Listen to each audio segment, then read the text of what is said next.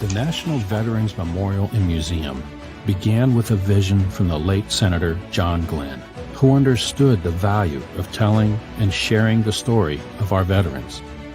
From the initial view, the architecture impresses upon visitors the importance of what lies within. Seeming to rise organically from the earth, the building itself is a symbol of our nation's veterans and their resilient spirit and unending commitment to making this country stronger. Once inside the museum, visitors embark on a narrative journey, following exhibitions that focus on the servicemen and women and their families. Individual stories and shared experiences are illustrated through personal artifacts, quotes, letters, photographs, and powerful films of veterans telling their unique story in their own words.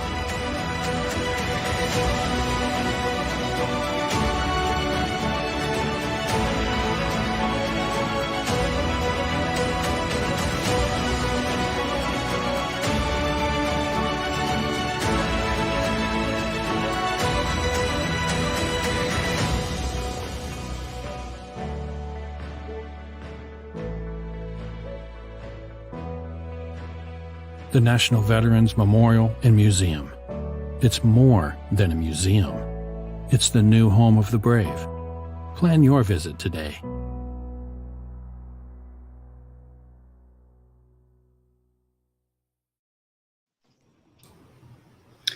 Hello there and welcome to Rally Point. This is our monthly series that brings veterans topics and programs and veterans themselves front and center to you.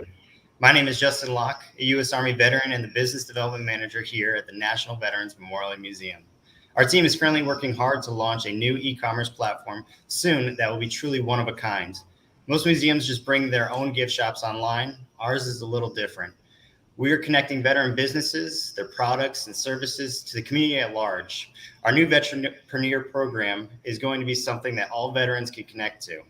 It's so fitting today that today's Rally Point is back about Black Vetrepreneurs and their stories of making it happen as we kick off Black History Month here at the museum. And might I add, it's an all-Army crew today. What can I say?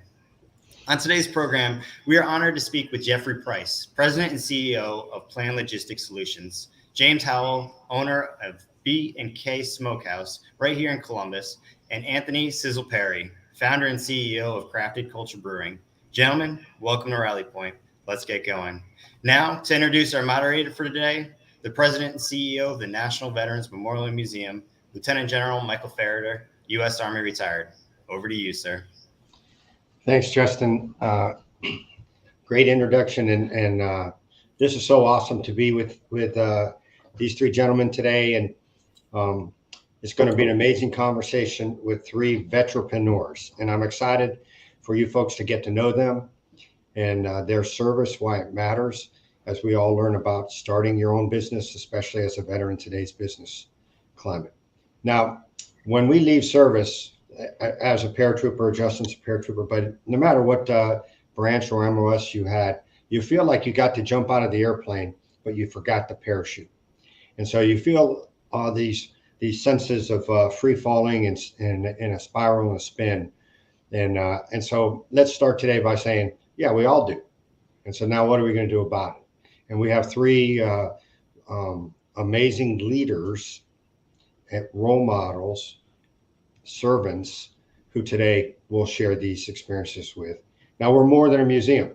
As Justin just told us all, not only do we have the compelling stories that you saw in our Sizzle reel that began this, not only are we the personification of Senator, former Marine, astronaut John Glenn, and those of Columbus, Ohio, and across the nation that support us. And not only do we tell great stories in our alcoves and in our exhibits, but we even have a wellness program. And as we're speaking back of house right now, we've got training some 20 veterans in Brazilian Jiu-Jitsu, which really is the art that's more about knowing what's going on in your life and how to deal with it than it is about winning the next UFC fight. So we're more than that, and now we're going to get into it. So Jeff Price, James Howell, and Sizzle Perry, welcome, and thanks for joining me today. Thank you, Thanks for sir. having me, sir. Just amazing to me. I'm so happy to be with you. You know, 3 years ago plus, when I interviewed for the position, they said, well, what else would you do?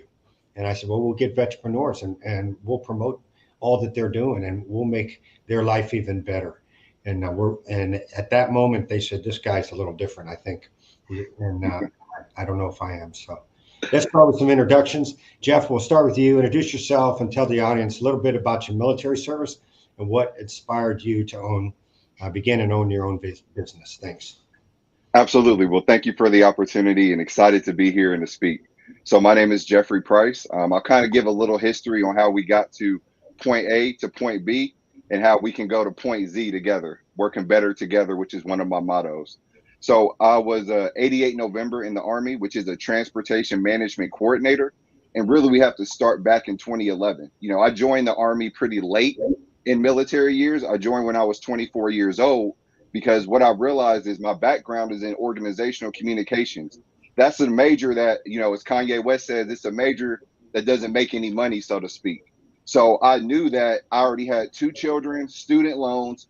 I needed to make something shake in order to provide for my family. So in 2012, I said, you know what? I'm going to join the family business, which is the United States Army. I say it's the family business because my stepfather, he's a Navy veteran. I have 2 siblings that are in the Air Force right now. And also my family immigrated from Panama. And the way that they got to the United States is that my mother's stepfather was stationed in Panama, met my grandmother, who, mind you, already had 5 children, and he still loved her. You know, he met her at an NCO ball as a staff sergeant. So I'm sure that he was the butt of jokes at that time. However, that's our family business, is everybody joins the military at some point because that's our way of giving back to this country. Because if it wasn't for my grandfather's decision, I wouldn't even be here right now. So that's why the military means so much to me. So 2012, I joined the Army. I scored really well on the ASVAB. I look at all my military opportunities, and, you know, 88 November stood out. And the reason why is I looked at transportation logistics and saw that I could have a real career. You know, my heart goes out to those who join the military and they don't have a plan. They just sign up and go, but don't realize what the military can bring into your life if you carefully get with the right recruiter, have a plan going into it, and pick an MOS that can benefit you and also where you can be a benefit into society.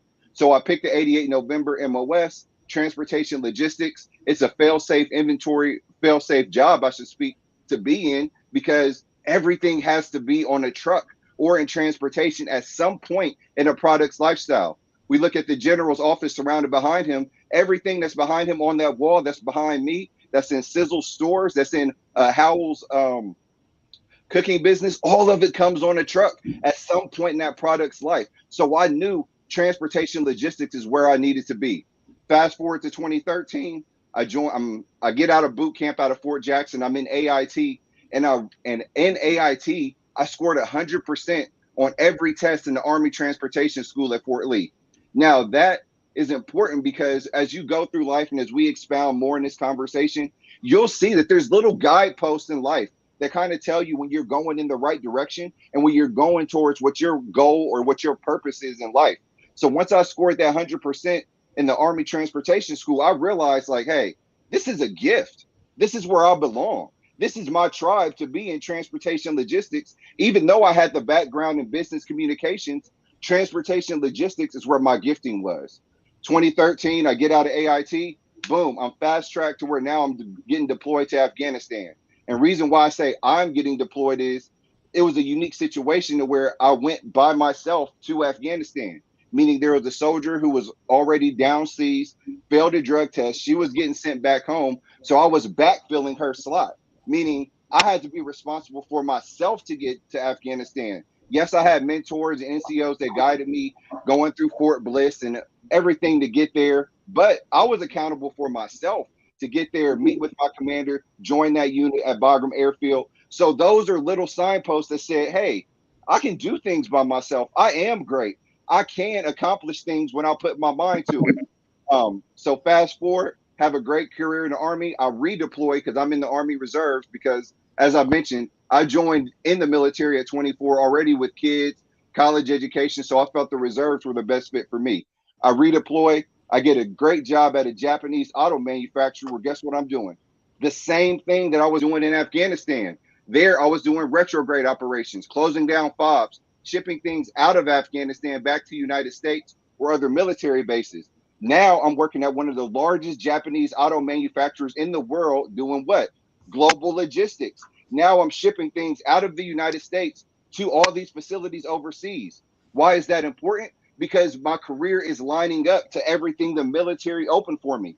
I would have never got that six-figure job at that auto manufacturer had I not had that deployment, had an NCO not believed in me and said, hey, Price, I know you just got out of boot camp. I know you just got back from AIT. You're high speed. I want to send you to Afghanistan where you can serve and you can make a difference. And that 100% you scored on that test, let's make it real. Use it downstream or down overseas and make a difference.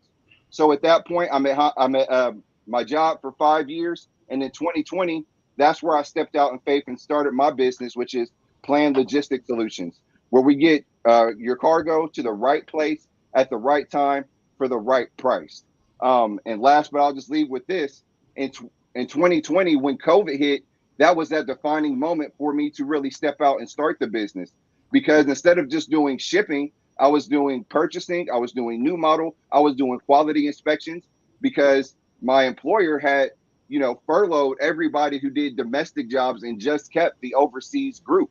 So at that point, I realized if $1 billion company can trust me with this type of decisions, that means I'm one of the best ever to do it, right? If the military, I already had the military credentials from AIT that showed that I was the best, then I realized that if I didn't step out on faith and start my business and offer myself as a service to other companies, I would be doing a disservice to the United States, to all my family and brethren, to everybody that believed in me if I did not step out and offer these opportunities that are within me to everyone else. So I hope I answered your question, General, on how I got to A to B and want to help other people get to the Z. Well, your passion is clear, and your example is awesome. So thanks for sharing that with us. Now let's go to Sizzle. Tell us about your decision to join the military, and then how you came about to found and have the first Black-owned brewery in Columbus, Crafted Culture Brewing. Hua. I say Hua. I would definitely say I'm probably the worst soldier on this panel. Right. And that's probably fact. I joined the Army initially. I joined Army National Guard. I woke up. I had told a recruiter to, I gave him the middle finger. I gave him the bird. It's like, don't talk to me, man. I'm doing something different with my life. And I got injured. So I quit playing sports. I couldn't play anymore. I went to my mom and I said, how much money is in my college savings account? She said, oh, it's at the credit union. Just check the account. And I looked at it. And I kid you not, there was like $28 in there. And I was like, yo, that's the $25 I opened it with, plus the interest over the last, whatever period. Like, there's nothing in here. I'm not getting a scholarship for athletics. My academics were like, nah, you know what I'm saying? Like, I was a true underperformer in every one of my classes. So I said, well, now I got to call that recruiter back and get this 100%, for joining the National Guard. It was 100% scholarship if you join the Ohio Army National Guard back in 2002. So I joined. I actually served for almost a full year because I did a delayed entry program. So I served for almost a full year before they shipped me to basic training at AIT. Wow. Yeah, I got down there at Fort Jackson. And while I was there, I had signed on to be a 71 Lima. I told my recruiter I want to be in a non-deployable position, and I wanted to be surrounded by women. And he said, 71 Lima at a regimental training institute is going to be the move for you, right? He did not tell me that at 17, all these women were going to be in their 40s. So I had no shot with any of them. But I joined, and he gave me exactly what I asked for. While I was there, they reclassed the 71 series to the 42 series. I became a 42 Alpha. And a week before I graduated, my unit sent me a message that said, hey, we actually just got a new MTO. We don't need any more 71 Limas. Can you reclass into finance? So I became a 42 Fox while I was there. That's finance. So I went from human resources to finance like that. Did the school down there at Fort Jackson. Had a blast, probably more fun than I was supposed to. And then I came back here where I independently ran the finance department for the Ohio RTI.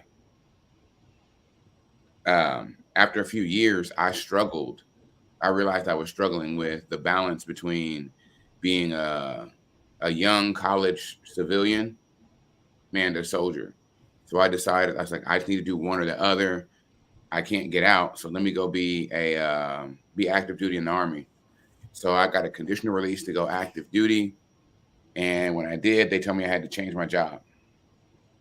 So at that point, I chose the coolest job in the Army. I became a 92 Yankee. I was the supply guy. Yeah, I was the supply guy. Yeah, that was the best job the Army ever has. If you don't know, if you're not sure what to do, be the supply guy. I can promise you it's the best job the Army has to offer. You got all the tools. As soon as they come in, you got to play with all the toys. Nobody knew what they were. The education opportunities were just like endless. And it's probably one of the most secure jobs because you hit that E6 and it's like the only way to get promoted from here is for someone to die or retire. So, people are holding on to that job to the very last, So it's a very exciting job. I ended up getting pushed to Fort Drum, New York.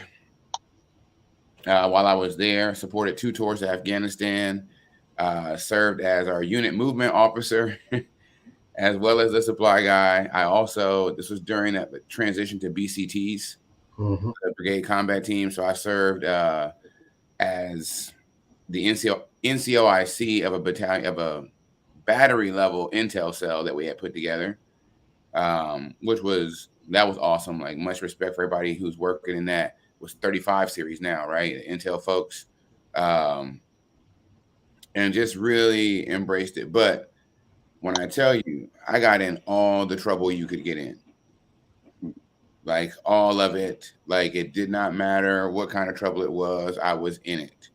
Like I've sat on the red carpet more times than I care to. But it was kind of shaping me. It gave me opportunities to do things that I probably never would have done if I took a traditional path in my career. And I'm pretty sure my chief is going to see this. I still call that man chief. Sergeant First Class Jamel Lee Hung is probably watching this right now. And my chief will tell you, like, really good at my job, but always down for the mischief associated with it. That is me. I am ignorance on fire. And that's kind of how I ended up getting into this brewing industry. I literally quit a job. Like, I had a really good job. I quit it to go sell beer before I had a job selling beer. I applied to 17 different breweries in the Central Ohio area. And the ones that called me back and interviewed me told me I didn't have enough experience. I didn't understand it. I was like, we're trying to sell beer here. How much experience do you need to say, that's a beer, this one's better, try it? Right. But I didn't have enough experience. So I didn't get a job in beer until one day a buddy of mine called me. He said, look, I don't have a sales job, but my driver just got a DUI. Can you come in and deliver beer for me? I said, yeah. So I delivered beer, and there's a song lyric that I used to play this song every day, like after I got that job. And the lyric was like, all my life, I have to grind and hustle, have to work like Kobe just to shine like Russell. And I was like, that was me. I was grinding every day, like in the background, like working like I was Kobe. Like, I'm about to be craft beer's Kobe Bryant, right? Just so that, like, I could have the shine on me, so that every time they said something about a highlight, I was your Russell Wilson. I was stuffing stats in every category. So as I was delivering beer, I was tapping into my 92 Yankee days, trying to improve the efficiency of the delivery process, while at the same time taking account of what was happening at all these accounts. I'm looking into them. I'm like, yo, this is going on here, this is going on there. I started selling beer while I was delivering it. I realized that the salespeople were short selling. You know what I'm saying? They weren't selling enough beer into these accounts. So I started increasing it when I would drop off beer. My boss caught on to it and he was like, yo, this kid is not a delivery guy. And he was like, we're going to force you onto the team. We had a meeting and they said, hey, man, we don't really have a territory for you. I said, I don't need a territory. Just give me the east side of Columbus. Right. So I took the east side of Columbus, Ohio. Nobody was really selling beer out there because of a high concentration of African-American consumers. Right. And the target demo for craft beer just didn't live over there. So I said, I'll take that side of town. They said, nobody's going to sell beer over there. I took one of the worst beers in the category, in the catalog. It was like bottom 3 beers. And I made it the #1 beer in the company by selling it just to people like me. Let's hold that thought right now, and we'll come back and ask how you developed that. But let's get James in here, talk a little bit about B&K Smokehouse, and then we'll take the next round. But thanks for the intro, Sizzle. Pretty amazing. To me, you sound like my mortar platoon when I was a lieutenant at Fort Riley. If we were in the field, we were the best. And if we were out of the field, I was picking them up on Friday nights at the county jail. I can relate to you, and so can my wife, because that was my first year of marriage. That was what we called a date. That's when I'd say, I'm going to get Corporal Noah or Ruiz or one of the others. So I can relate. But James, tell us about you and B&K Smokehouse. Thank you, sir. Joined the military in 1986. Joined as a 11 Bravo, which is infantry. Was one of the second classes to go through as a cohort unit. So if whoever doesn't understand that, we all went to AIT, basic training, AIT, and we all shipped out to California together at Fort Ord. We was part of the 2-9 Manchus. Whoever doesn't understand that was that, humping on your back. Light fighters, they call us. Yep, keep up the fire, right? Keep up the fire. And the Manchu, what was it? Manchu Mile, Manchu 25 mile. 100-mile road march. It was crazy out there, but it was the one of the best times. My first year in the military, I spent 295 days in the bush because Army doctrine said that if you was in the field, they didn't have to bring support out for 21 days. So it was easy to mobilize us and keep us out there and bring us back, clean up, take a week or 2 weeks, and then you're right back out there. Did that for 3 years. Reclassed, didn't have any desire to stay in the Army as long as I did, but my retention NCO, we used to play a lot of cards, and for the guys that's been in there, we gamble a lot, play a lot of games. And so he made a bet. I can get you any job you want. So I reclassed to a 52 Charlie, woke me up out of my bunk about 3 o'clock, put your uniform on, you re-enlisting, buddy. So I ended up switching over to a 52 Charlie, which probably was one of the best decisions that I'd made up to that point in my life, because it was air conditioned refrigeration. So it gave me a skilled trade.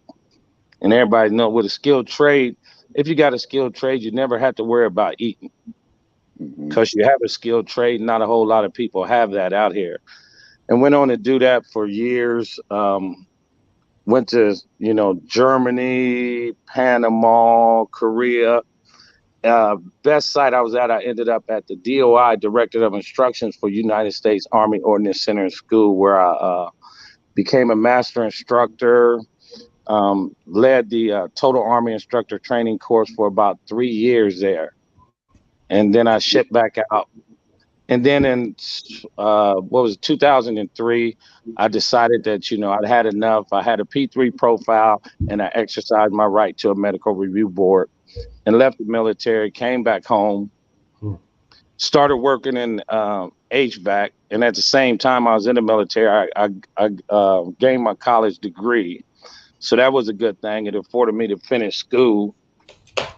And I went on to work for a big HVAC company in the city. Then I went on after a couple years working on rooftops, commercial stuff. I went on to work for the big university. Was up there, ran a crew of about 27, my last job up there. And I had this motto, if not now, when? And what that means, if you're thinking about doing something, if you don't do it now, when you going to do it? So I'm doing barbecues in my backyard. We had this big barbecue every year, and there's 200-300 people show up. Don't bring nothing, just come in the beginning. And so we go for about 2 days because we had so much food, and people come back by the next day. And somebody told me, said, "Man, you got a heck of a recipe, man. That's $1 million recipe." And actually, it was my brother. And so one day I'm sitting in my office up at the university, and I said, this ain't working for me. I'm pigeonholed. They're not going to let me lead this position because I did it so well. So I said, you know what? On value. Opened up a barbecue joint, sitting on that corner of Main and Champion. I had one smoker that I built myself in my shop. I got the material from the foundry. The guy gave me the metal. I had my welders. Hey, this is what I need. Cooked for him one time. Put my welder on the back. Put my smoker on the back of my truck. Open up my business. And it's a pretty good business. And like you say, every day when you're in business, you're saying, "Is this my right move?" Well, I tell you, it's not. It's not always peaches and cream in the beginning, but if you work hard at it, it's going to all work out for you because when you did it, you knew it was the right thing for you. Excellent. That's really excellent. Thanks for sharing that. So it is Black History Month. And so as we go through a few more questions, we're going to kind of do the lightning round. So ask you to answer kind of directly, but continue to give your opinion or your thoughts and your wisdom, because that's what this program best offers. Talked a little bit about transition out of the Army, and eventually you ended up being the boss. So as African-American veterans, what was the greatest challenge that you had to overcome that you would tell our audience that, to me, when I was in Alaska and it was 40 below and we were moving out and a troop would say it's cold, I'd say, yeah, we're in Alaska. It's supposed to be, right? So but we still got to move out. So as we talk to our audience, and there are just some factors out there, and you're mentoring younger men and women, let's say the age 30, as they're thinking about what they want to do, and they tell you, "Hey, I'm running into this," and hey, of course that is out there, but here's what I did, or here's what you can do. Jeff, I'll start with you. How did you play through trouble, or how did you create, stepping stones out of obstacles? Yep. For me, General, I always, when I coach people about that question, I ask them to always take inventory. When I look at my life and I look at, hey, I went through this, but it got me ready for that. So when everybody kind of looks back at their life and how Sizzle and Mr. Howell just kind of explained their own personal testimonies of how they went through this situation, was like, man, I don't think I'm going to make it. Now, as an entrepreneur, when I'm in those same situations, I can take inventory and say, you know what? This really isn't that bad. There's a saying that misery loves company, but if you're surrounded with good company, misery doesn't look that bad. All of us being Army veterans, there were times to where I've been alone or been in the wilderness, in the bush, but I was around my brothers and we're laughing, playing cards, freezing, shaking. And even now as an entrepreneur, I have 5 employees. And when times are tough, payroll gets rough, when my wife is my CFO, and we're like, man, how are we going to make this meet? We can look at each other, we can pray together, we can laugh together and say, you know what? We're going to get through this because we have hope. So I would say, to answer your question in just one word, hope. Just do not lose hope, and you can get through it, and it will all work together for your good, as James said. Yeah, thanks a lot. And then Sizzle, go ahead. Same sort of thing. Your initial testimony to us was really laid out that there's a lot going on in the world, and ultimately, you found your North Star and pressed on. I've got a sign on the wall here that says reject rejection. And you obviously are a black belt in rejecting rejection. So tell us a little bit about that. Well, in the concept of rejecting rejection, I say let the no's build you as a person, and let the yeses build your business, like fuel your drive. Because that's in short, that's what happens, right? Every time someone says yes to you, it helps you move forward on your path. But to kind of piggyback off what Jeff said, I've always said it. Actually, the company that houses all of my business ventures is called 9 Champions, right? Because if you hang around 9 champions, you'll be the 10th. So definitely take your time and build that team. Like we talk about all the time, like we say we're 9 champions because our whole mission is to build people to get to where we are faster than it took us to get here. Yeah, So that's great. Really cool. I have 9 champions. So I feel like if you have a team of 9 champions, let's shift on that. I love it because my little brother was a Hollywood agent, right? And he really was. And normally when I tell handsome young men like you that, they all want to meet him and be the next Denzel Washington, right? But I would ask him, John, what do you do? And he'd say, oh, you know what I do? I rep Garth Brooks and I rep, Pierce Morgan. I said, no, that's your job. But what do you do? And so the 9 champions really refreshes that thought in my mind that, we have to be able to be successful in our business, but it's really not what we do and who we are. So, James, I'll pass to you, bounce pass from Sizzle to you and on that one to talk about, what is it that you do and how does that keep you able to fight through these challenges and craziness of every day to day when someone runs in and says, hey, the barn's on fire. And you go, okay, I've seen that before. Well, I always tell people if the barn's on fire, if you got insurance, let it burn down. No, what I do is I just always say that there's not a problem. There's just a solution that we haven't figured out yet. So let's look at and the solutions, and then that problem is not a problem. And that's, for me, it's about connecting with people. And anybody that's ever been in my facility, they will tell you the guy is kind of long-winded, but I want to get to know my customers. I want to know everybody that comes through that door because it's small, but it's very intimate. And we just, and that's how we go about it, the day to day. And I think some of that goes back to military, forging those relationships with people that you would never have been able to identify with. Yeah. And it gives you insight. And now you could talk about things that, oh yeah, I went through something like that. Yeah, I know a guy or I know a girl, something of that nature. So that's what helps me, just connecting with people and taking those stories and bringing them to the forefront with others to help them when it's going through the processes, and trust the process. So sometimes that's all we have. Oh yeah. And when, if we view life in terms of taking care of the little guy or show you care, some people get offended about the little guy statement, but if you can help, then you should. And if you understand that those who are counting on you are lost when you quit, then it really, stiffens our spine to say, I'm never going to quit. I gotta find a way. Mm-hmm. And as all 3 of you mentioned, 2 of you started business, I think, during COVID, or made the shift and expansion during that time, while others were quitting and rolling up the sidewalk and all that. So, mm-hmm. but also for the 3 of you, I know that you understand often when a leader thinks that nobody's watching, everyone's actually staring and they're watching your moves, right? So let's talk just a bit. Sizzle, tell us about your business. We put the people before the product. How did that work?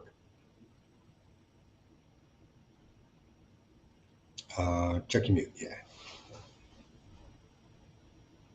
I learned along my journey that when you get into the service industry, your first consumer is actually your team. It's the staff, right? They have to buy your vision. So we say put the people before the product, because if I don't have the right people pitching you the product never makes it. I don't get liquid to lips unless I have the right team out there doing the job. So before I sold Crafted Culture as a vision to anyone else, I sold it to a team. Our team isn't very large. We don't do it, but we try to do things that make a big impact. You know, while we say like put the people before the product, we also say impact over incentive. So everyone working on our team actually has a fully funded outpatient medical, vision, and dental insurance that we pay for as a team, because the people in our building are more important than the product that we put there. Quite frankly, I could sell salt to the slug, but if my sales team isn't well taken care of, I got high turnover and you stop trusting me. So people before the product is what we do at Crafted Culture. I love it. That is so true. And then, you know, the old saying is that they don't care what you know until they know that you care, right? And so, and you combine the last two little bumper stickers that I talked about. They're watching, so you can't say you care. You know, it has to show. And also word of mouth marketing, you know, moves at the speed of light. And so, if your benefits are lagging behind, they'll get cherry picked, you know, in the parking lot after a delivery. You know, someone else will get them. And so I tell our team, we're going to take care of everybody, and we're not going to get poached. We've invested way too much into our team that to have them go work somewhere else just means, like anything else, you lose a soldier, then, you know, the team carries more gear until you train a private up, and that's all unnecessary. Jeff, same sort of thing. We saw the video where you're the man behind the plan. Tell us about that. Yep. So I know we're pressed for time, so I'll give a real short answer. So, you know, when I thought of plan, that's like an idea, that's a seed. But where I see a lot of people fail at is they never take the plan and put it to paper, right? Everybody has these great ideas, but it's like, what you going to do with it?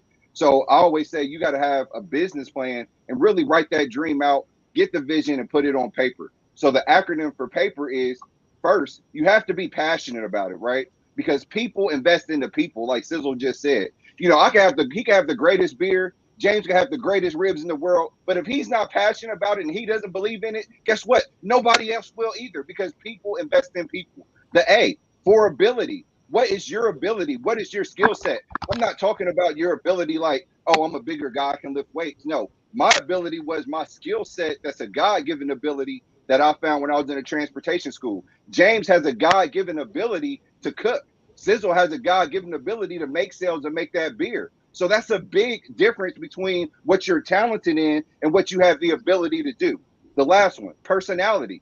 What's your personality? Not everybody has a personality to be the face of the franchise, to kiss the babies and shake hands. But if you're an entrepreneur, guess what? You're going to have to be the face of the franchise. Or if you're not, that's where you partner with somebody else on your team that can fill that role. The E, looking at their experience. What's your experience and what did you go through to get you to that point? You know, we already all shared our testimonies and experience to how we got to where we are.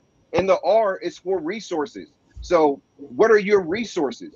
What do you have that you can give as a resource to others? Like James, he looked at his resources and said, hey, I already have 200 people that are coming for free. I can just charge them for it and invest into them and give back to my community that way. So those are resources. And I'll just close with this. That's the acronym for paper. Passion, ability, personality, experience, and resources. So if you have an idea and you have a plan, which part of your plan and putting it to paper is analyzing yourself and realizing your own self-worth and then putting it on paper. Very, very good. Thanks, Jeffrey. James, changing gears here. Tell us about a typical day at B&K. Typical day. I'm up about 6 o'clock in the morning. At the supply house at 7. I haven't streamlined my supply process yet because, you know, I just like that interaction. I think I'm a little control freak or something. You know, something goes wrong, you know, I need to know that it's wrong then. I don't need to find out, you know, at 2 o'clock when that truck doesn't pull up to the dock or wherever. Um, it's like them smokers. 11 o'clock, I got the doors open. 11:01, people coming through the door, and we just doing that all day. Actually, 5 days a week right now. And then at night, you know, I'm sitting and thinking, you know, how can I make this better? And I'm always in my mind, I'm always working, you know, 2, 3 months down the line. What can I do next in the next, you know, 90 days, 60 to 90 days to improve our position in this whole industry? And just, you know, trying to create a little generational wealth. Who's going to take it over once I step away from it? That's great. Thanks for sharing that. I predict that the Farrader House will have some Smokehouse barbecue this evening, and maybe some delicious beer from you, Sizzle. And if I need it shipped to me, then Jeffrey, I'll give you a call. Pull this together. And one of the things that we've focused on, I'm talking to the grand audience as well as to my three friends here, is that your service matters. And we all got rocked a little bit, one way or another, or our friends got rocked, or the men and women we served got rocked back in August when Afghanistan ended the way that it ended. But I very strongly believe and promote the idea that your service matters. So, James, I'll start with you. If you were talking to, you know, 6 guys around the chow and camaraderie and fellowship, and they said, you know, in the end, I don't even think it mattered. What would you say about their service to our country? I would tell them that if it didn't matter, we wouldn't be here. It may look different to us because we're on that side of the fence, but this old saying that somebody told me one time, they said, to the world, you're only one person, but to that one person, you're the world. So, you know, everything matters.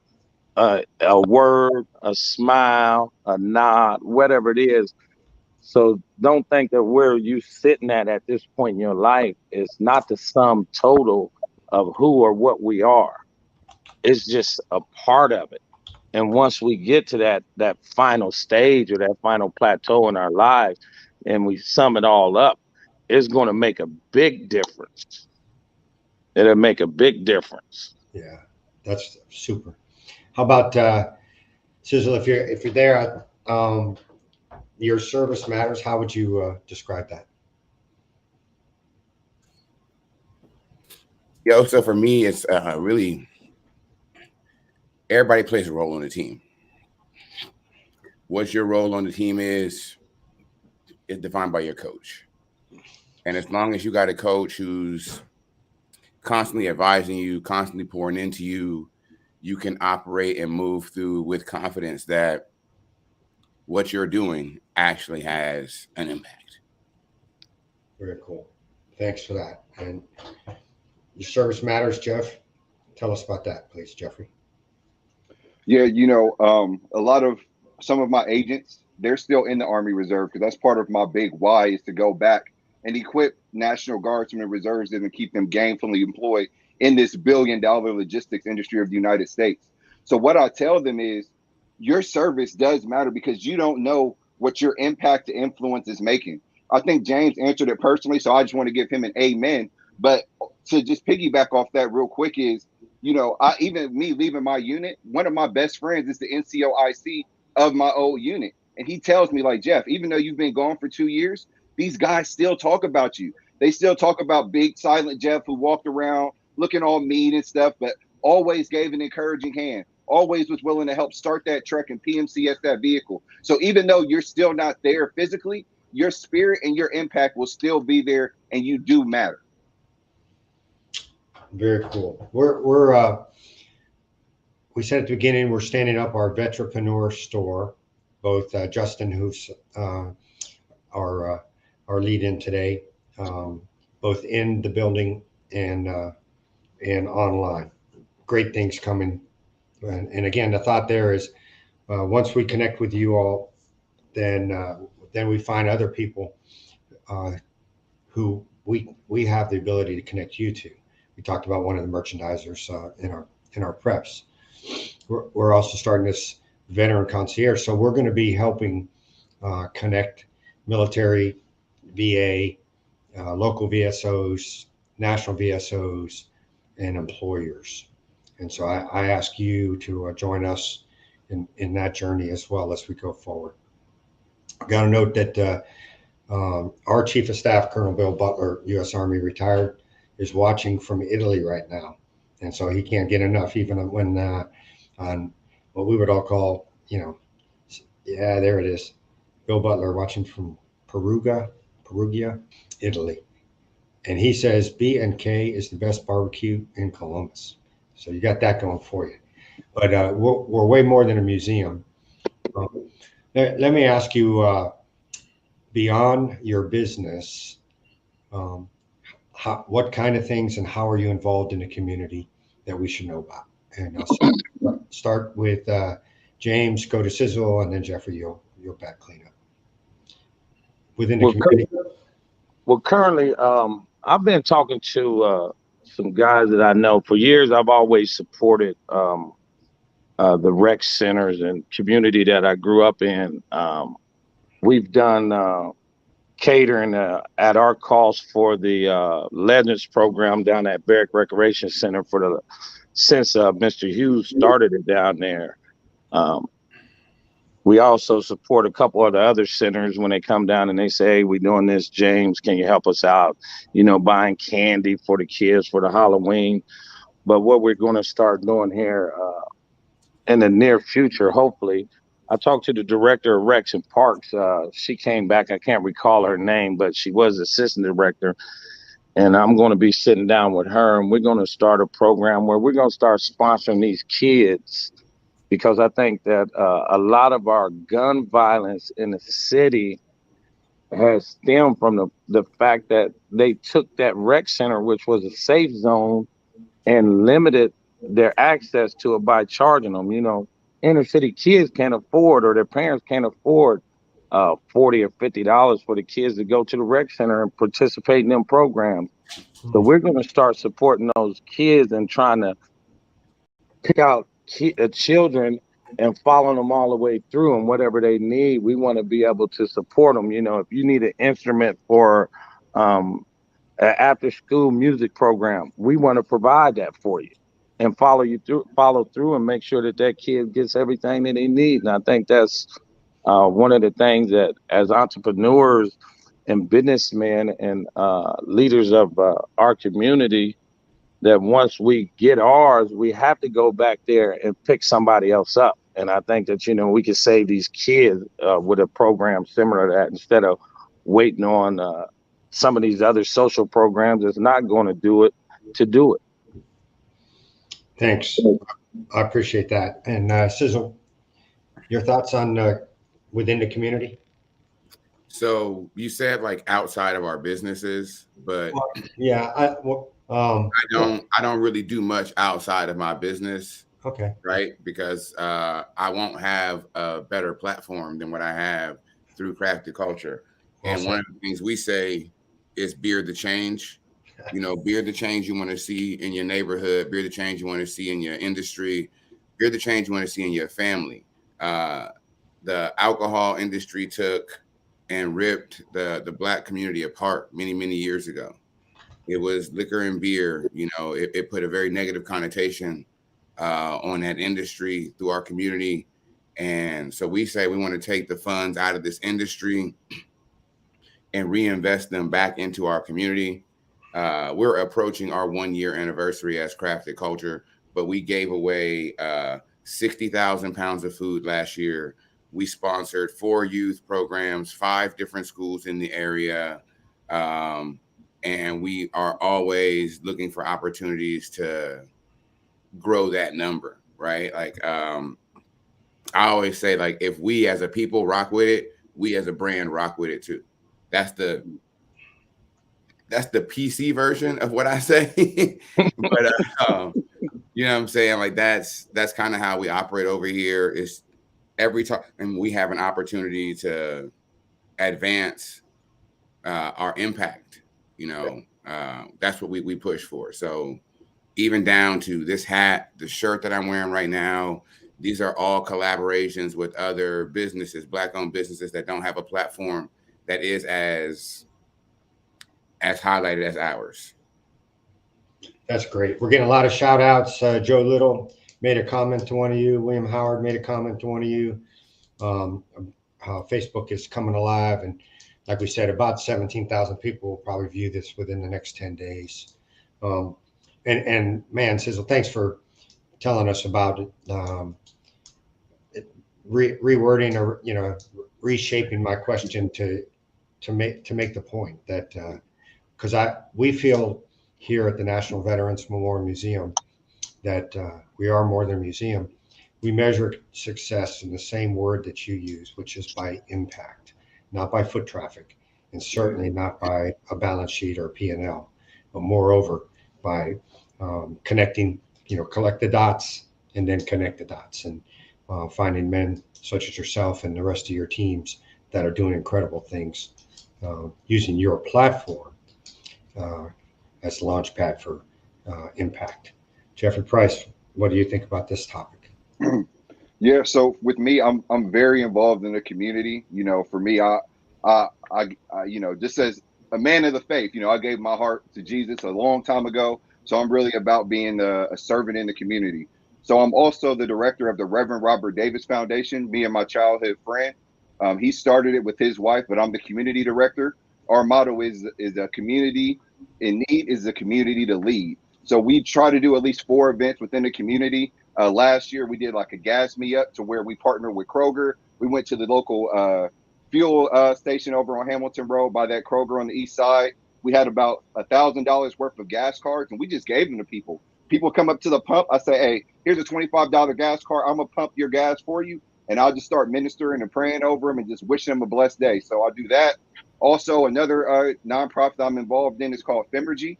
It's geared towards youth and women. Actually, my daughter's mom started that about 10 years ago. She's also on the Columbus Board of Education, so she's doing a great job with that. But I give back in that way to help young girls. I have 2 teenage daughters, so it's really important to me as a girl dad to say, like, hey, there's men that know how to treat women and be in their lives that aren't looking at them as some piece of meat. So I'm really big about women and women empowerment. And the last one that I'm in is TURN. It's called the Ultimate Resource Network. That's an organization that we're getting together on the far east side of Columbus, to where we're giving resources to that east side zip code and just offering resources to the people that are out there. So those are the 3 big nonprofits that I'm a part of. Well, for all 3 of you, you can count on us. Like I said, we can bring women empowerment. We did every high school in Lawton, Oklahoma, and all the freshmen at the Citadel. And so often these young girls have never been told that their body is theirs and it's their right to say no or yes. And we give them skills. So I predict that we'll be doing some things together, as well as this summer, I've got enough room for 3 soccer fields and 5 basketball courts behind the museum here. And so our Inspired Youth series, I'd ask you and enlist your support towards bringing veterans and first responders and the kids, and if they're great coaches that want to be a part of it, but kind of do this this day where they play a little 3-on-3 or play short-sided soccer, and then get a little bit of hydration and then some inspiring speaker to tell them their story. Because I think I could tell an inspiring story, but I probably won't look a lot like everyone that's wondering, and they're saying, yeah, you went to high school at Lake Tahoe, you were a general, you went to a great college. So that's part of our aim as our second part of this veteran concierge thing that we're building, Inspired Youth series. And we're going to launch for sure. We have time for a few closing thoughts.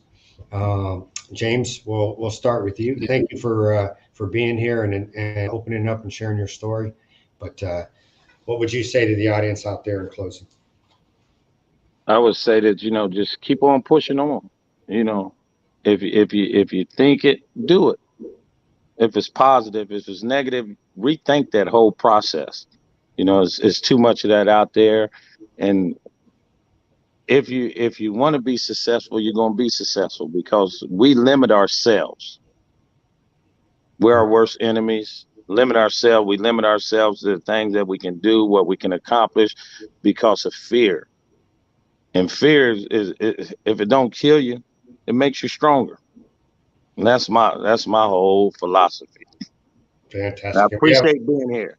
Yeah, we have on the screen how to get to you, and so for our audience, please get to B&K and enjoy, and also be a part of something big and special in the community. Sizzle. It's kind of hard to close this out, quite frankly. You know, like I said, I'm probably the worst soldier on this panel. So to even believe that I have an opportunity to speak amongst these men on the screen here was, wow, that's really all I can say. But we always say that, well, it's a family thing, right? Life is a fight. That's just what it is, whether that life is business, whether it's personal, but the only fair fight is the one I win. There you go. I've always felt that way. So I exhaust every resource that I have available to me in an effort to succeed. So I would say, like, if you're out there, whatever it is, whether it's you struggling to get that 60 on your PT test, whether you struggling to get that 70 in AIT right now to get through because your MOS requires it, or maybe you just struggling when no one else is watching. Yeah. You know, don't be ashamed to grab anything and everything around you and use it to your advantage to help you overcome your situation. Because the only fair fight out here is the one you win. Well said. Thank you. Jeffrey, go ahead. Yeah, I'll just close out and piggyback on what my brothers just said, and you as well, General, is when you mention fear, the acronym I have for it, being a military man, acronyms are just everywhere, is face everything and rise. The only way to combat fear is to just face it and just go for it. You know, we all deployed and had those experiences. When those bombs were going off in Afghanistan, I couldn't run back.